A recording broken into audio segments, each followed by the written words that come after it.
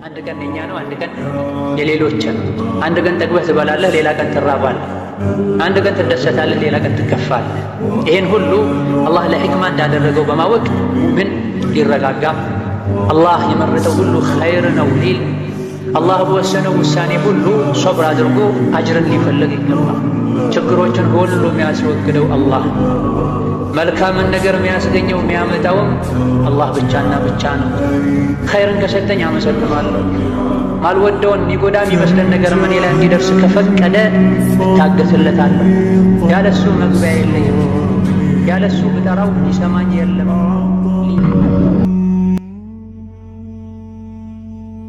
እስኪ አልሐምዱሊላህ እንበል። አልሐምዱሊላህ። መንገድ ላይ ቁጭ ብሎ ሰውየው ማዕዙር ነው። ሀብት የለው፣ ቤት የለው፣ ፋብሪካ የለው፣ መኪና የለው፣ ምን የለው፣ ማዕዙር ነው ራሱ። ምን ይላል ጭራሽ? አልሐምዱሊላህ አለዚ ዓፋኒ ሚማ ብተላ ብሂ ከሲረን ሚን ኸልቂሂ ይላል። አላህ አጂብ። ምን አለና የሚያመሰግነው ኸላስ እንዲህ ወርቅ የዘነበለት ይመስላል። ምን አይ ሸይን ዓፋክ አለው። እንዲህ አላህን ያመሰገንከው من أي شيء عافاك سلو الله صلوا على النبي وهب لي لسانا يذكره وقلبا يشكرها اللهم يا وسام مسكر يا وسام ملاس سدنيا قلب يا مسكر الله سدنيا لازم الله يا مسكر سنت سوى الله طوات جمرو ما تقنوا ሙሉ ቤት ይያለው ስንት ነገር ይያለው እያማረረ ነግቶ ይመሽበታል። እስኪ አልሐምዱሊላህ እንበል። አልሐምዱሊላህ።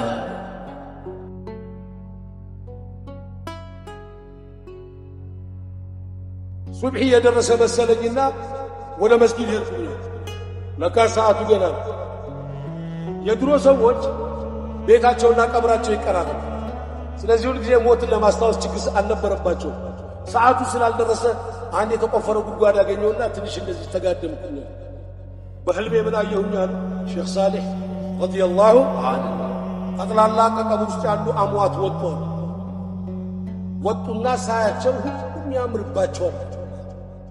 አንድ 17 ዓመት ልጅ ተጎሳቅሏል። የለበሰው አመዳም ልብስ ነው። ሁሉም ሰዎች እንደዚህ በጨርቅ የተጠቀለለ ይዘዋል። እሱን እየከፈቱ ይበላሉ። ልጁን ሄድኩና ጠየቁት። አንተ አሟት አይደላችሁ? አዎ አሟት። ታዲያ እነዚህ ሰዎች ምንድን ነው የሚሰሩት? እንደዚህማ የታደሉ ሰዎች ኸሚስ ማታ ለጁማ ሰደቃ የሚያደርጉላቸው ቤተሰቦች አሏቸው። አንተሳ? የኔማ ያ ሼኽ ሳሊሕ አይዋ የሚነገር አይደለም። ከእናቴ ጋራ የመጨረሻ ሀብታም ናት እናቴ። ከእናቴ ጋራ በረሃ ላይ ሲሄድ በረሃ ላይ ሞትኩባት። ከዛ ሄዳ ደግሞ ባላገባች እስካሁን ድረስ አንድም ቀን ሰደቃ አድርጋልኝ የሚልክልኝም ስለሌለ ነው። ኢተቂላህ ያ ሼኽ ሳሊሕ፣ ቤቷ ከአፍራት ወንዝ አጠገብ ስለሆነ ሂድና እናቴን ጠይቅልኝ ብንንስቅ ያልኝ። ሰላቴን ሰገድኩና ፈረሴን ጭኜ። በነገራችን ላይ የሞተ ሰው በህልም መጥቶ የነገረህ ነገር ላይፍ ነው። የሞተ ሰው በህልም መጥቶ የነገረህ ነገር ትክክል ነው። የሐቅ ቦታ ላይ ስላለ መዋሸት አይችልም። የሚመጣው በመልእክት ነው፣ በመላኢካ ታጅቦ ነው የሚመጣው። ጀሰድ ይሞታል እንጂ ሩህ ሞትም። ፈረሴን ጭኜ ልክ ባለኝ ቦታ ላይ ሄድኩኝ። በሩን ሳንኳኳ አገኘኋት። አይዋ ምን ፈለግ ያ ሼኽ አለች። ልጅ አለሽ ወይ አልኳት። የለኝም አለች። ነበረሽ ወይ ስላት አለቀሰ። ከዛ በኋላ ያየሁትን መናም ነገርኳት። 3,000-4,000 ድርሃም ሰጠ። ሁለተኛ ቁረተል ዐይኔ የዐይን ብርሃኔን አልረሳሁም። ከእንግዲህ በኋላ ሰደቃ አድርግ። ያንን ገንዘብ ወሰድኩና ለሰደቆች አከፋፍዬ አይ ዓሊም እዛችሁ ቦታ ላይ ሂጅተኛ ሆንኩ።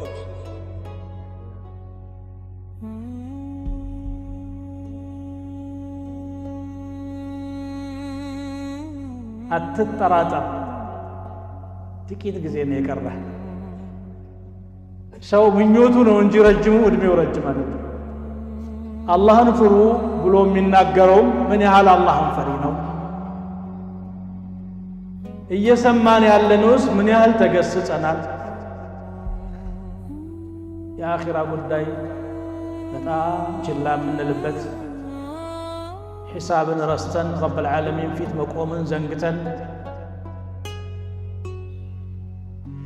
ፊታችን ባገኘነው እንደ እንስሳ እየተጓዘ አላህን መፍራት ወደ አላህ መመለስ የግድ ነው።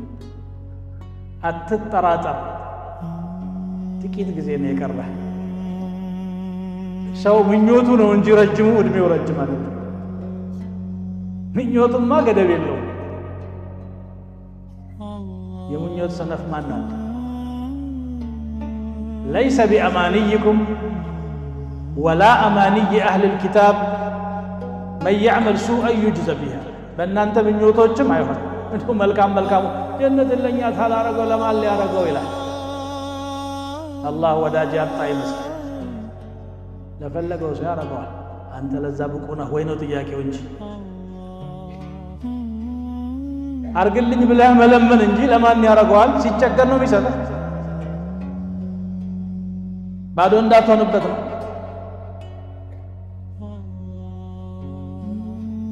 فلا تغرنكم الحياة الدنيا የሚለው ለዚህ የዱንያ ቆይታ አታታላችሁ። ሰው በጊዜያዊ ድልድይ ላይ ቆሞ ረጅም ህልም ያልማል። ነብዩ ሰለላሁ ዐለይሂ ወሰለም ألا إنما الدنيا حلوة خضرها ሲገልጿት ጣፋጭ አረንጓዴ ናት። ሲቀምሳትም ትጣፍጣለች። በልበል ነው የምትለው። ለዚህ ነው የቀመሰ ሁሉ ከሐላልም ከሐራምም ብሎ የሚያግበሰብሰው እርካታ ሳያገኝ ስለሚቀር ማለት ነው። ጥሟ እየጨመረ ስለሚሄድ ሲቀምሷት ጣፋጭ ናት፣ ሲያዩት አረንጓዴ ናት። ታማልላለች፣ ታታልላለች። ዱንያን አታግኝ አትከስብ ማለት አለ። ከስብ አገኝ በልጽግ፣ ግን ግብ አርጋህ አትያዛት። የመጨረሻ ዓላማም አታደርጋት።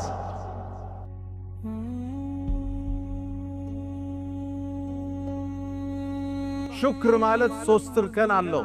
አላህ ለሰጠ ጸጋ ማመስገን ማለት የመጀመሪያው በቃል መናገር ነው። አልሐምዱሊላህ ይህን ቤት ሰጠኝ፣ ይህን መኪና፣ ልጆችን ሰጠኝ፣ ጥሩ ትዳር ሰጠኝ፣ ጤንነት ሰጠኝ፣ መልካም ቁመና ሰጠኝ፣ ጥሩ ጓደኞች ሰጠኝ። ሹክር በቃል ነቢዩላህ ኢብራሂም ልጃቸውን ሲወልዱ አልሐምዱሊላህ አለዚ ወሀበ ሊ ዐለል ኪበሪ ኢስማዒል ወኢስሐቅ ኢነ ረቢ ለሰሚዑ ዱዓ። ልጅ አገኘ አልሐምዱሊላህ በቃል ማመስገን። ሁለተኛው በውስጥህ ከአላህ እንደሆን ማረጋገጥ። ሃዛ ሚን ፈድሊ ረቢ። ቤትህን፣ መኪናህን፣ ልጆችህን፣ ጓደኞችህን ህዝቡ ሞልቶ መስጂድ ስታይ ሃዛ ሚን ፈድሊ ረቢ፣ ሃዛ ረሕመቱን ሚን ረቢ። እዚህ መድረክ አውስተናል። ዙልቀርነይን ግንቡን ሲጨርሰው ሃዛ ረሕመቱን ሚን ረቢ፣ ይሄ የጌታዬ እዝነት ነው፣ ያንተ ችሎታ አይደለም፣ በእውቀትህ በውበትህ በተቀባይነት አይደለም። ሃዛ ሚን ፈድሊ ረቢ። ሶስተኛው የተሰጠህን ጸጋ ለተፈጠረለት ነገር ማዋል፣ ማካፈል፣ መስጠት የሹክር አንዱ እርከን ነው። ኢዕመሉ አለ ዳውደ ሹክረን ወቀሊሉ ምን ዒባዲየ ሸኩር። የዳውድን ቤተሰብ አላህ ምን አላቸው? ሹክር ስሩ እንጂ አላቸው። ስሩበት፣ ስልጣን ነቢይነት ሰጥቻችኋለሁ ስሩበት አላቸዋል። ጸጋ ከምናመሰግንበት ውስጥ አንዱ ለተፈጠረለት ነገር ማዋል። ያ ነው ምስጋና የሚባለው እንጂ እጅህን አጣጥፈህ አንተ ደሮና ክትፎውን በልተህ ምስኪን ሲመጣ በር ላይ መመለስ አይደለም። ዘካህን ቀንሰህ ማካፈል አይደለም። የተሰጠህን ነገር በአግባቡ ስታውለው አመሰገንክ ይባላል።